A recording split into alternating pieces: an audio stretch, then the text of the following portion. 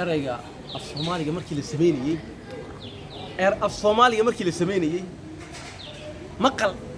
iyo wixii ma aragtay la maqlaya ama la taabanaya laga soo kisaa ayaa laga sameeyay imika sidoo kale dhagax baa la soo qaaday dag buu ku yiri anna maxaa oran dag iyo baa la sugeeyo dhagax baa la yiri qodax baa la soo qaaday qod way ku qodaysaa anna waxaa oran qod iyo dii baa la isku geeyo qod dii baa xagga baa la dhigay صح mudac baa la soo qaado mud uu ku mudi anna maxaa oran mud meel xaggi baa xagga laga raacay ya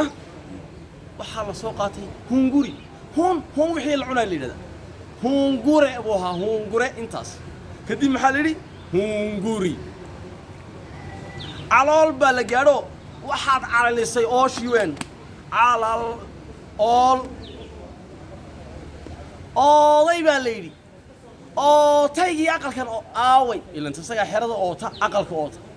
oo taygii aqalkan aaway ooday baa la yiri markii dambe islaam baa la gaadhi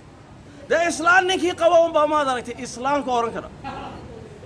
isu lahaantaydii reerka aaway waa kii qabeen baa oran kara ku kala oran maayo isu lahaantaydii reerka waxaa soo raacsan buduq waa buduq waxay u yaqaaniin waxaan dee rasaastoo kale buduqa weeyaan waxa uu igu dhiftay buurani inta buu gareeyay badalanta ingiriiskii waxyaabaha keenay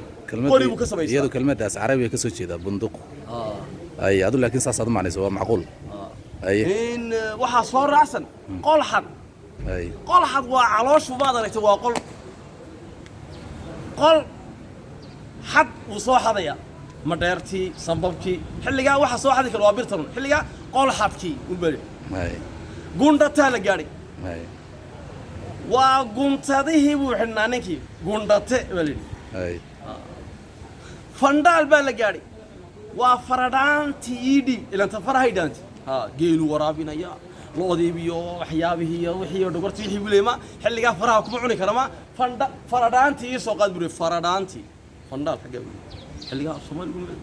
marka ereyadaas oo dhan waa ereyo muhiim ah in kalena waad baadhay waan filayaa dhawaan baan inta kala qaadi doonaa waa abwaan Xuseen oo halkaan ku soo wareysanay ogaas madar salaam